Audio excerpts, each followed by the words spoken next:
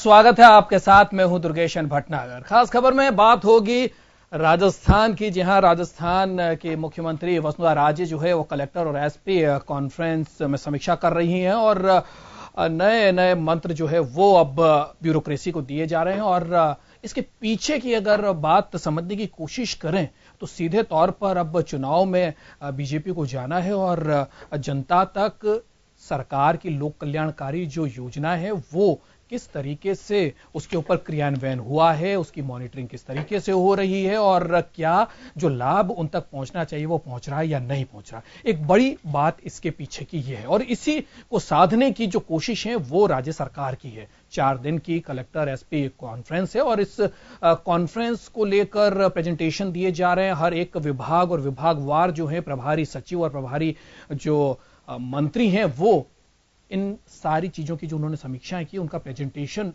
CM के सामने दिया जा रहा, ताकि कहां कुछ लेकुनाज रह गए हैं, किस तरीके से उनमें और ठीक तरीके से काम किया जाना चाहिए, क्रियान्वयन उसमें किया जाना चाहिए। क्योंकि मुख्यमंत्री ने साफ तौर पर ब्यूरोक्रेसी को कहा है कि जिस तरीके से अच्छा श्रोता बनना भी बहुत जरूरी है। अगर हम वक्ता हैं तो वक्ता के साथ साथ हमें श्रोता बनना भी बहुत जरूरी है, ताकि जो आम आवाम की जो परेशानी है, जो उनकी समस्याएं हैं, उनको समझा जा सके और प्रभावी तौर पर उनका क्रियान्वयन किया जा सके। क्योंकि उन्होंने साफ तौर पर इसी बात को इंगित किया है और उन्होंने साफ तौर पर मुख्यमंत्री ने यही चाहा है कि जो ब्यूरोक्रेसी है वो ज्यादा से ज्यादा मुस्तैद होकर काम करे, ताकि काम को अंजाम तक पहुंचाया जा सके। जो लोक कल्याणकारी योजनाएं सरकार के द्वारा बनाई गई है, चाहे केंद्र सरकार हो चाहे राज्य सरकार हो, दोनों ही सरकारों की जो योजना है आम आवाम तक पहुंच सके, ताकि जब चुनाव में जाया जाए तब जनता को इस बात का भरोसा दिलाया जा सके कि उन्होंने वो काम करके दिखाया, जो वादे किए थे वो वादे पूरे हुए हैं। तो जनता की संतुष्टि ही सर्वश्रेष्ठ पैमाना उन्होंने माना है और होता भी ब्यूरोक्रेसी अगर चाहे तो सब कुछ कर सकती है, यही मंतव्य जो है वो है। और उसी मंतव्य को लेकर ये एसपी और कलेक्टर के साथ बातचीत मुख्यमंत्री कर रही हैं, समीक्षा मुख्यमंत्री कर रही हैं और प्रत्येक जिले को लेकर जो है वो समीक्षा की जा रही है, ताकि किस जिले की क्या समस्या उसको किस तरीके से निपटाया जा सके। इसी की कोशिश है। हर वक्त हर साल जो है वो कलेक्टर एसपी कॉन्फ्रेंस की जाती है और इस कलेक्टर एसपी कॉन्फ्रेंस को लेकर वहीं अगर हम बात कांग्रेस की करें तो विपक्ष में बैठी कांग्रेस का कहना है कि ये फिजूल है। कलेक्टर एसपी को आपने 4 दिन तक यहां पर बुला लिया है तो जिले किसके भरोसे पर हैं? इन 4 दिनों में कानून व्यवस्था की जो स्थिति राज्य में है उसको लेकर उन्होंने सवालिया निशान खड़े किए हैं। तो उन्होंने कहा है कि इस कॉन्फ्रेंस का कोई औचित्य नहीं है। क्या कुछ सचिन पायलट ने कहा, आइए पहले वो सुनते हैं। ये जो कलेक्टर एसपी कॉन्फ्रेंस है ये सिर्फ एक प्रतिवर्ष एक कार्रवाई बनकर रह गया है, क्योंकि इस कॉन्फ्रेंस के माध्यम से कोई सख्त निर्देश मुख्यमंत्री देने में नाकामयाब रही है।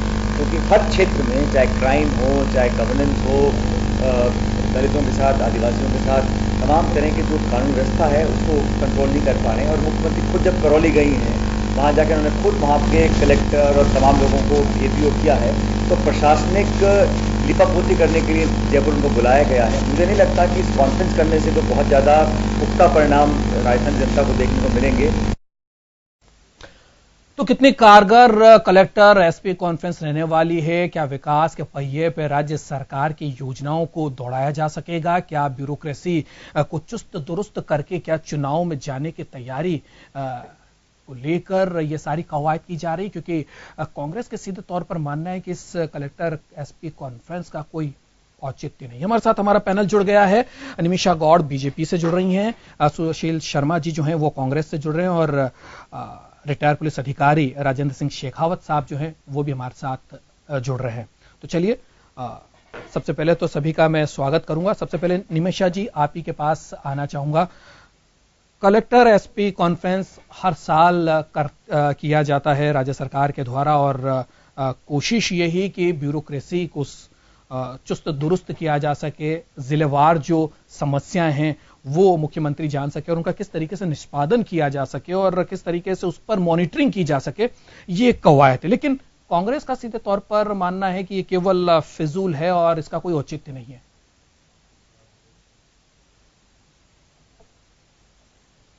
देखिए, मैं ये कहना चाहूंगी सर्वप्रथम, कांग्रेस का तो क्या है, विरोध के लिए विरोध करना है। हमें ये देखना होगा कि प्रशासन की सशक्तता के लिए, प्रशासन की मजबूती के लिए, प्रशासन को जवाबदेही और पारदर्शी बनाने की प्रखर पहल जो है ये एसपी और कलेक्टर कॉन्फ्रेंस के माध्यम से प्रशासन के प्रारंभ से ही की गई है। हम जितनी भी योजनाओं को, सरकार की जितनी फ्लैगशिप योजनाएं हैं, उन योजनाओं को धरातल पर लाना, क्रियान्वयन करना है और उन क्रियान्वयन में आने वाली समस्याओं के समाधान के साथ, नवाचारों के साथ और बेहतर कैसा हो सके, ये भाजपा शासित सरकार का एकमात्र उद्देश्य है। तो इसको देखा होगा आपने कि शासन के प्रारंभ से ही माननीय मुख्यमंत्री जी ने सदैव इस बात पे फोकस रखा कि प्रशासन को कैसे दुरुस्त और चुस्त रखा जाए, जिसके माध्यम से हम सरकार की सभी योजनाओं को, अब आपने देखा है, चाहे सौर ऊर्जा में ले लें, चाहे बेटी बचाओ बेटी पढ़ाओ योजना में ले लें, चाहे किसी भी क्षेत्र में हम जाएं, तो आज राजस्थान जो है भारत के अग्रिम, विकसित अग्रिम राज्यों की पंक्ति में आ खड़ा हुआ है, जहां कांग्रेस इसको एक जिसे इसको एक बहुत ही उधार वाला एक बेचारा कर्ज में डुबो करके इस शासनकाल को छोड़ के गई थी। और आज स्थितियां आपके सामने हैं। ये प्रशासन को, पूरी तरह प्रशासन को श्रेय जाता है और प्रशासन को चुस्त बनाए रखने के लिए लगातार उसका विश्लेषण आवश्यक है और निरीक्षण आवश्यक है। तो आज आपने देखा होगा कि सभी इस एसपी और कॉन्फ्रेंस, पुलिस कॉन्फ्रेंस के अंदर सभी पुलिस के सभी क्षेत्रों में क्या स्थितियां हैं, और आपने देखा है कि माननीय गृह मंत्री जी ने भी बयान दिया था कि हम अपराधों की श्रेणी में, जिस तरह से कांग्रेस के मैं प्रदेश अध्यक्ष का बयान सुन रही थी और वो कह रहे थे कि प्रदेश की कानून व्यवस्था, लगता है आपने जाकर के धरातल पे देखा नहीं है। आपको सिर्फ जो एक लिखित प्रेस नोट मिल जाता है उस आधार पर आप देखिए, अधिकृत आंकड़े -14% पर हम आ चुके हैं। 2012 से लेकर के 2017 की तुलना की जाए, किस तरह से आपराधिक प्रवृत्तियों पर 2014 के बाद नकेल कसना प्रारंभ हुआ, लगाम कसना प्रारंभ हुआ और आज हम -14 पर आ चुके हैं। और प्रशासन आज, क्योंकि हम सरकार जितनी भी योजनाओं का निर्माण करती है उनके क्रियान्वयन के लिए पूरी तरह से प्रशासन पर निर्भर रहती है। और जिस तरह से 5 जिलों को आज पुरस्कृत किया गया है, क्योंकि मैं ये कहूंगी व्यवस्था परिवर्तन का जो दौर है, व्यवस्था परिवर्तन प्रारंभ ही अच्छे लोगों को पुरस्कृत करने से और बुरे लोगों को दंडित करने से ही हो सकती है। तो इन 5 जिलों को पुरस्कृत किया गया, प्रोत्साहित किया गया फ्लैगशिप योजनाओं को अधिकाधिक लागू करने के लिए। ये आज जवाबदेही पारदर्शिता की प्रखर पहल करता भाजपा शासित काल, जनता की अपेक्षा और उम्मीदों पे खरा उतरता भाजपा काल, भाजपा सरकार का ये काल, हमें देखा जाए कि सरकार के 3 साल के कार्यकाल के पश्चात भी आज जिस तरह से जनता उत्साहित होकर के भाजपा के साथ है, तो निश्चित तौर पर उनकी अपेक्षा पे खरा उतरने का लगातार प्रयास, लगातार मॉनिटरिंग, ये माननीय मुख्यमंत्री जी का विजन है। सुशील शर्मा जी के पास आना चाहूंगा। सुशील जी, कितना इत्तेफाक रखते हैं निमिषा जी की बात का?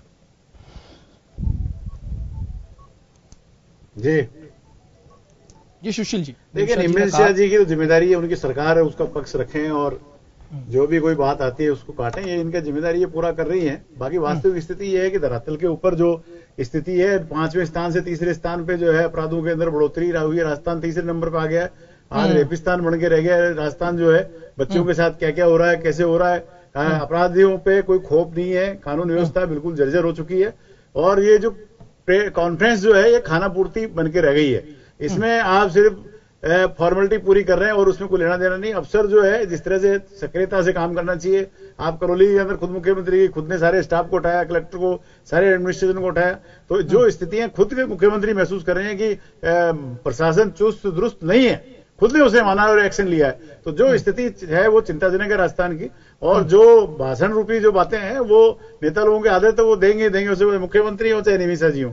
ये तो इनकी प्रैक्टिस है कि इनको भाषण लंबा चौड़ा ठोकना है तो देना ही देना है। लेकिन ग्रास रूट पे जो वास्तविक स्थिति जो है, जनता की जो पीड़ाएं हैं, जनता को जो कष्ट है, वो कितना दूर हुआ ये मायने रखता है। शासन को 3.5 साल हो गए हैं। 1 साल 6 महीने बाद में चुनावी साल शुरू हो जाएगा। उस समय कोई स्थिति नहीं रहेगी, कोई मौका नहीं रहेगा काम करने का। आज जो समीक्षा हो रही है, समीक्षा फॉर्मेलिटी बन के नहीं रह जाए। अब तक जितनी भी समीक्षाएं हुई हर साल होती है, फॉर्मेलिटी बन के रह गई है। कहां सुधार हुआ है? नए पानी, किसानों के ऊपर लाठीचार्ज हो रहा है, किसान पानी मांग रहे हैं। गांव के अंदर पानी व्यवस्था नहीं है, नाली सड़कें, प्रधानमंत्री का सफाई अभियान फेल हो गया है। राजस्थान का सारे शहर जो 100 कोई 15 नंबर पे, कोई 200 नंबर पे पहुंच गया है। तो आपके जो खुद के प्रधानमंत्री कार्यक्रम है, राजस्थान के मुख्यमंत्री कार्यक्रम है, वो खुद ही फेल हो रहे हैं। और आप किस मुंह से कह रहे हैं कि जो है ये स्थिति है, हमने ये कर दिया, हमने वो कर दिया। आम आदमी कष्ट के अंदर है। आज कोर्ट ने बड़ा अच्छा फैसला दिया है। आपने आधार उसके साथ जोड़ दिया था, राशन कार्ड के साथ, वो हटा दिया है। तो सरकार खुद ही फैसले करती जा रही है। जोधपुर हाईकोर्ट ने पत्रिका की डिमांड के ऊपर शहरों का जो सत्यानाश होने जा रहा है, गलियों गलियों में कॉमर्शियल बिल्डिंगें बन जाएगी, लोगों का जीना हराम हो जाएगा। बिल्कुल हाईकोर्ट के जो डीबी के आदेश है, वो उसकी खुलेआम हत्या सरकार कर रही है। एक तरफ हाईकोर्ट कंटेम्प्ट जारी कर रहा है, दूसरी तरफ सरकार के मंत्री कह रहे हैं कि तुरंत सारा काम करो। तो जो स्थिति है, गोचर भूमि को जो है अलॉट करने की कोशिशें की जा रही हैं। तो ये क्या हो रहा है? न गांव सुरक्षित है, न गाय सुरक्षित है, और न आपके जो किसान सुरक्षित हैं, न बच्चियां सुरक्षित हैं। जो स्थितियां हैं, गाय की स्थितियां, गाय पे सहानुभूति ना दे बाप का जवाब जो जनता राष्ट्रीय अंतर्राष्ट्रीय स्तर पर जनता के बीच जाने गाय की बात, गाय के प्रति सहानुभूति आपके मुख से शोभा नहीं देती है। गाय की सहानुभूति देने का प्रयास करें आप। कलेक्टर और एसपी कॉन्फ्रेंस को लेकर राजस्थान से जुड़ा यह मुद्दा है और कानून व्यवस्था एक बहुत बड़ा मुद्दा है और उस पर हम आज चर्चा करने जा रहे हैं। और राजेंद्र सिंह शेखावत साहब, आपकी तरफ में आना चाहूंगा।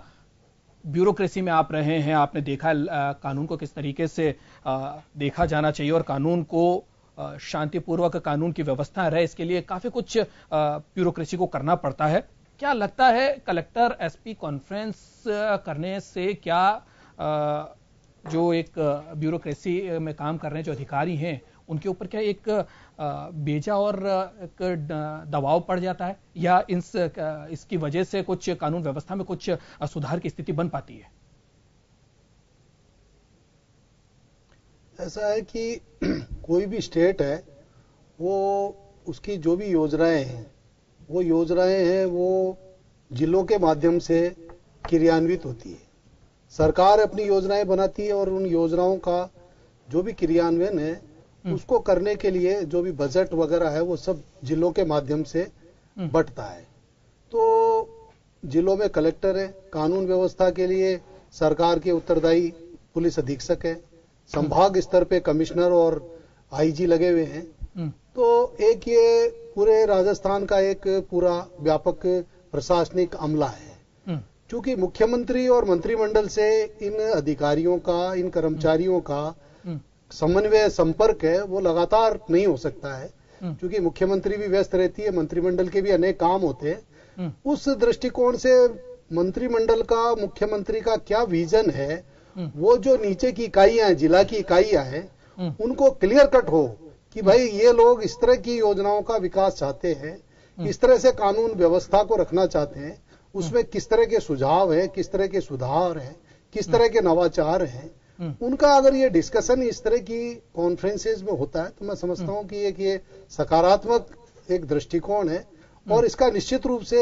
जिलों में रहने वाले लोगों को लाभ होता है। और एक जो कम्युनिकेशन गैप सरकार के बीच में और एडमिनिस्ट्रेशन के बीच में जो रहता है वो इसमें पूरी तरह से पारदर्शी हो जाता है, क्लियर हो जाता है। और उससे जो एक विकास की योजनाओं में जो भी बाधाएं होती है, विकास की योजनाओं में जो भी समस्याएं होती है और किस तरह से उनको बेहतर किया जा सकता है, उन योजनाओं को इम्प्लीमेंट, उनका एक पूरी तरह से खाका इसमें तैयार हो जाता है।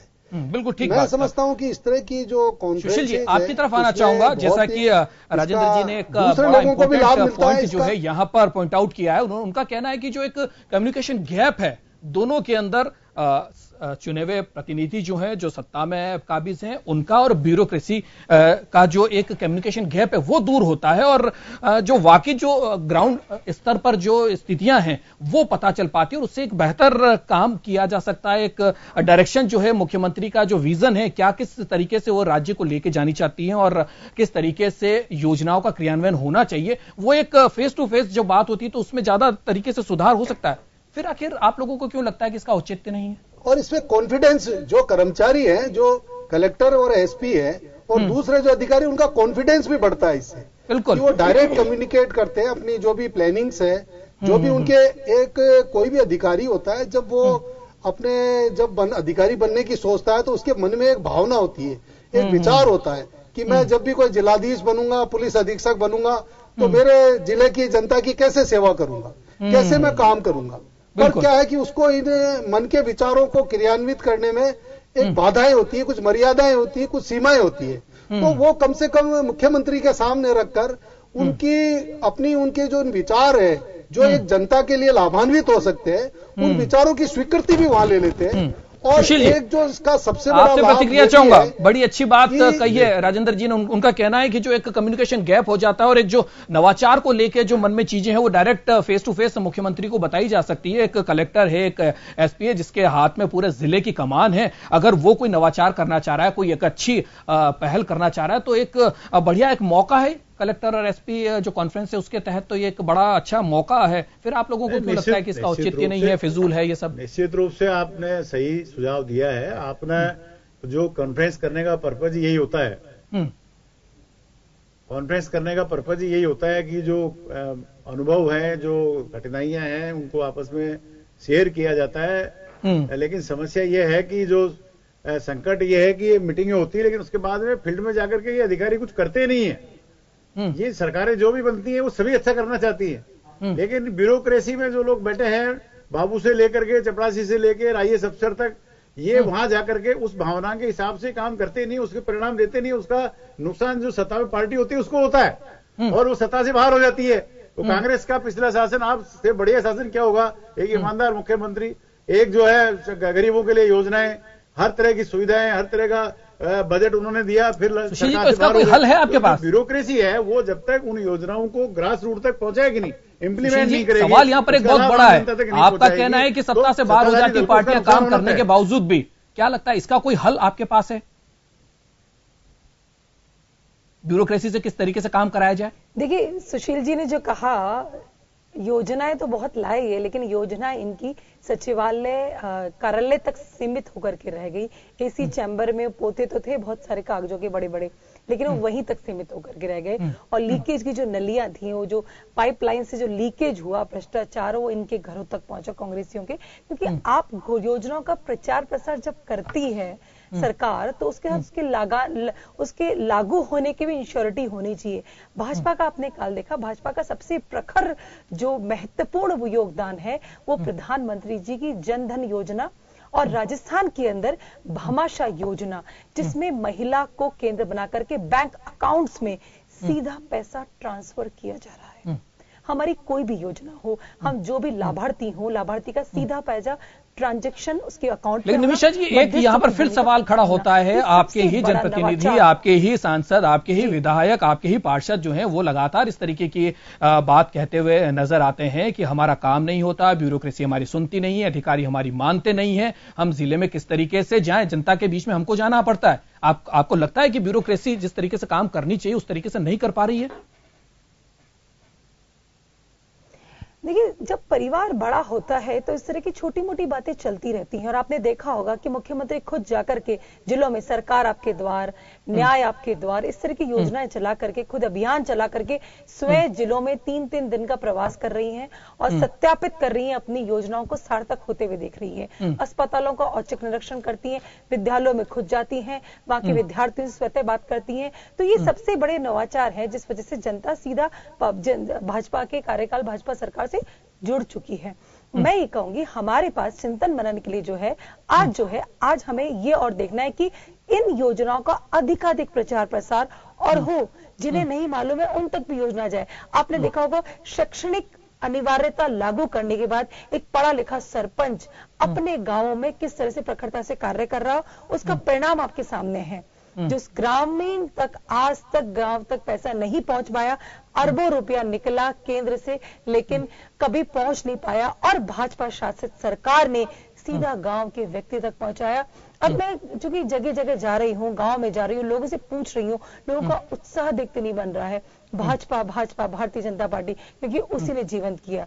योजनाएं तो कांग्रेस शासनकाल में बहुत आई है, बिल्कुल सही कह रहे हैं, ये योजनाएं तो बहुत लेकर आए, लेकिन सिर्फ पेट भरे कांग्रेसियों के, उनके परिवारों के, अब और ये उसके आप अतिरिक्त ऐसा कुछ नहीं। ऐसा स्टेटमेंट और नहीं दें। हमारे आप पास जिम्मेदार बिल्कुल जिम्मेदारी से कह रही हूँ सीमित रखें। मैं। आपके भ्रष्टाचार के कार्यकाल आपको पता है, 2G 3G आयराम गैराम मर्यादित भाषा में प्रयोग करें, इस तरह की बातें नहीं करें। आपका अभी मंत्रिमंडल में जो फेरबदल हुआ है, आपका पानी के विभाग जो है, आपका मंत्री को बदला गया, भ्रष्टाचार उस पे उसका पीए पकड़ा गया, उसके माध्यम से सारा काम हो रहा था।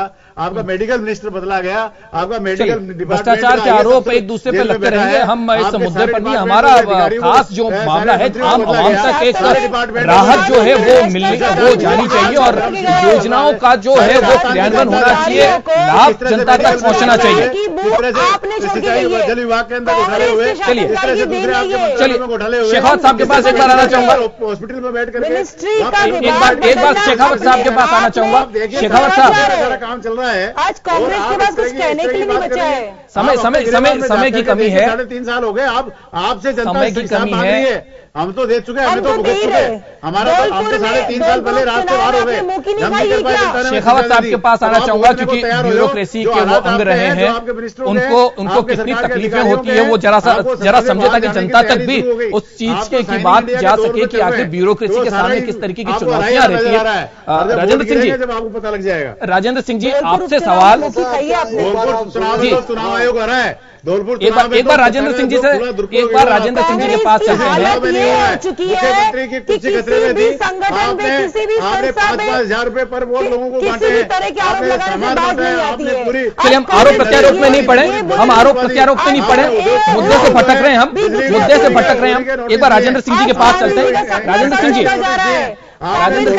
क्या लगता है सियासत इतनी ज्यादा भारी होती है, जिस तरीके की चुनौतियां जो हैं वो एक ब्यूरोक्रेट को आती है, क्योंकि जिले का काम जो है वो करना उसके ही बूते का काम है, उसी की जिम्मेदारी है। लेकिन जब वो कहीं फेल्योर होता है तो सियासी जो नुमाइंदे हैं वो सीधे तौर पर ब्यूरोक्रेसी के ऊपर आरोप लगाते हैं। क्या कुछ बड़ी कठिनाइयां जो हैं वो इन सियासी मामलों को लेकर आपके सामने रहती है? राजेंद्र जी, ऐसा है कि क्या होता है कि सरकार है वो अपनी योजनाएं जो लागू कराती है वो जिलों के माध्यम से कराती है, बात बिल्कुल सही है।